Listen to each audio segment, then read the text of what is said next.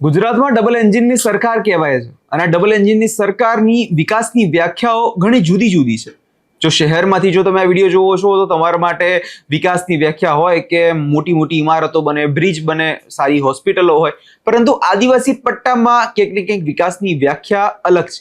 આદિવાસી પટ્ટામાં વિકાસ એ કે તમને સારા રોડ રસ્તા મળે, પીવાનું પાણી મળે, પરંતુ આ વિકાસ આ આદિવાસીઓ સુધી ક્યારેય પહોંચ્યો જ નથી અને આમના જ નેતાઓ ખોટી ખોટી વાતો કરે છે, આદિવાસીઓને સારા રોડ રસ્તાની પીવાના પાણીના સપનાઓ બતાવે છે અને પછી હવે જ્યારે કશું અપાતું નથી ત્યારે સ્થાનિક લોકો તેમના પર બરાબરના પડક્યા છે. શું છે સમગ્ર મામલો, તેના વિશે વિગતે ચર્ચા કરીશું. નમસ્કાર, આપ જોઈ રહ્યા છો નિર્ભય ન્યૂઝ. હું છું આપની સાથે પ્રથમ મોદી. છોટાઉદેપુર આદિવાસી પટ્ટામાં અત્યારે જોવા જઈએ તો રાજકારણ ખૂબ જ ગરમાઈ રહ્યું છે. એ પછી આમ આદમી પાર્ટીને લઈને હોય કે પછી કોઈ પણ મુદ્દે, પરંતુ અત્યારે વાત કરવી છે વિકાસની. ગુજરાતમાં જોવા જઈએ તો ડબલ એન્જિનની સરકાર કહેવાય છે અને ગુજરાતમાં વિકાસ ખૂબ જ દેખાય. જો શહેરમાં હોવ તો તમને વિકાસ અલગ જ દેખાય કે મોટી મોટી ઇમારતો બની જાય, સારા બ્રિજ બની જાય, સારા રોડ રસ્તા હોય, પરંતુ આદિવાસી પટ્ટામાં આ વિકાસ ક્યાંક જોવા જ નથી મળતો. છેલ્લા ઘણા સમયથી આદિવાસીઓ રોડ રસ્તાની સમસ્યાને લઈ ત્રાહિમામ પુકારી ઉઠ્યા છે અને અત્યારે જે મામલો સામે આવ્યો છે તે છોટાઉદેપુરના નસવાડીના એક ગામની હાલત એવી છે કે ત્યાં લોકો આ જે રોડ રસ્તા છે તે એટલા ખાડાવાળા છે કે એનાથી ત્રાહિમામ પુકારી ઉઠ્યા છે. લોકોને ત્યાંથી વાહન પસાર કરવું એટલે જીવના જોખમે પસાર થવું એ સમાન છે અને આના જ કારણે સ્થાનિકો કહી રહ્યા છે કે અમારો એવો તો શું વાંક છે કે અમને આવી પરિસ્થિતિમાં જીવા છોડી દેવામાં આવે છે. જે સમય ચૂંટણી હોય છે ત્યારે તો તમારા નેતાઓ અમારી પાસે આવી જતા હોય છે, અમને વિકાસની ખોટી ખોટી વ્યાખ્યાઓ બતાવતા હોય છે અને અમારી જોડથી મત લઈ લેતા હોય છે, પરંતુ જ્યારે સારા રોડ રસ્તા આપવાની વાત આવે છે ત્યારે આ વિકાસ અને આ ખોટા વચનો ક્યાં જતા રહે છે.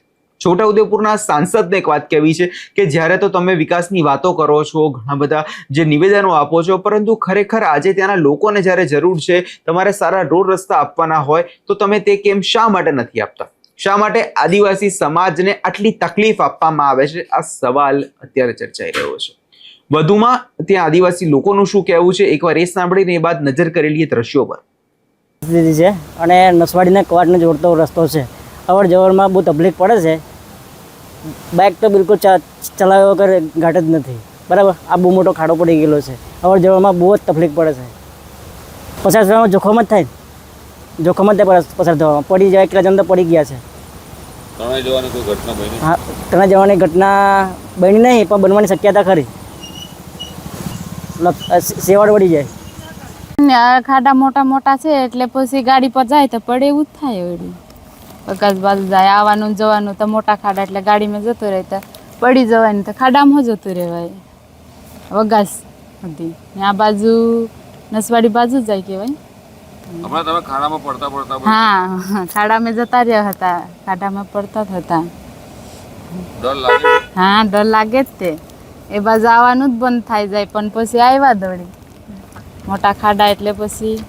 શું માંગ તમારી? હે માંગ શું છે? સરખો રસ્તો કરવો જોઈએ. હા, રસ્તો કરે તો સારું જ વળી, પુલ થી જાય.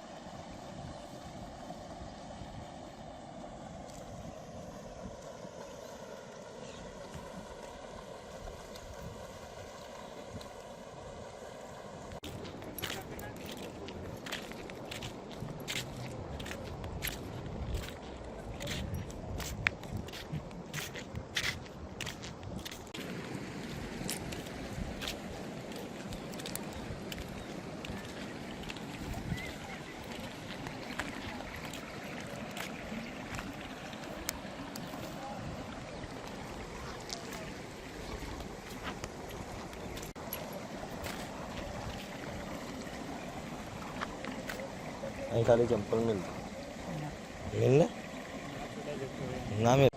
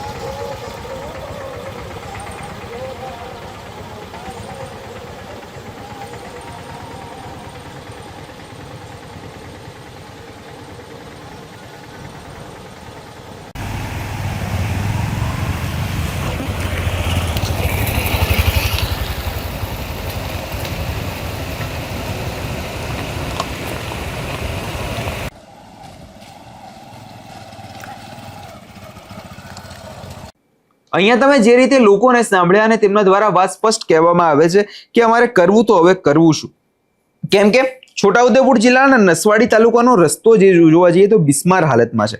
તંત્રની કામગીરીને ફરી એકવાર સવાલો ઊભા થાય છે.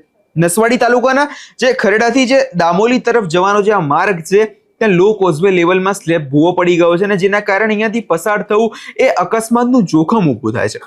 ખાસ કરીને વરસાદી માહોલમાં કોઝવે ઉપરથી પાણીનો પ્રવાહ વહેતો હોય ત્યારે મોટો ખાડો પાણીમાં ઢંકાઈ જાય છે. પરિણામે વાહન ચાલકોને ખાડો દેખાતો જ નથી અને અકસ્માત થઈ જાય છે.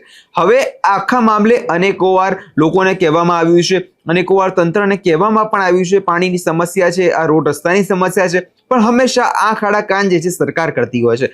અને હવે સ્થાનિકો ત્રાસી ગયા છે અને સ્થાનિકોએ હવે ચીમકી આપી દીધી છે કે જો ખરેખર તમારે આવા વચનો જ આપવા હોય તો હવે બીજી વાર મત લેવા અમારી પાસે ના આવતા. વધુમાં સરકાર દ્વારા રસ્તાઓની સમારકામ અને ખાડા પુરાવા માટે પંચાયત માર્ગ અને મકાન વિભાગ દ્વારા કરોડો રૂપિયાની ગ્રાન્ટ ફાળવવામાં આવે છે. ત્યારે સવાલ એ આવે છે કે આટલી બધી ગ્રાન્ટો જતી ક્યાં રહે છે? આ કરોડોની જે ગ્રાન્ટો સરકાર આપતી હોય છે આ વિસ્તારનો વિકાસ કરવા માટે, એ અધિકારીઓ ચાવ કરી જાય છે, એ નેતાઓ ચાવ કરી જાય છે. અસલમાં મામલો છે શું? કેમ કે આ જે રોડ રસ્તાની સમસ્યા છે એ કંઈ આજકાલની તો સમસ્યા નથી. આ સમસ્યા તો વર્ષોથી ચાલતી આવી છે. આપણે અનેકો વાર જોતા હોઈએ છીએ કે કોઈ નેતા પહોંચવાના હોય તો એ રોડ રસ્તા ખૂબ જ ચકચકાટ કરી દેવામાં આવે છે. પરંતુ જ્યારે ત્યાંના સ્થાનિકો જે વર્ષોથી ત્યાં રહે છે, જેને રોજ બરોજ એ રસ્તામાંથી પસાર થવાનું છે અને એની સાથે જ આવો અન્યાય કરવામાં આવે છે. આખા મામલે જોવાનું એ વાત છે કે આ ભારતીય જનતા પાર્ટીના નેતાઓને આ લોકોની તકલીફ કેમ નથી દેખાતી? ચૂંટણી સમયે જ કેમ આ આદિવાસીઓ તેમને યાદ આવે છે?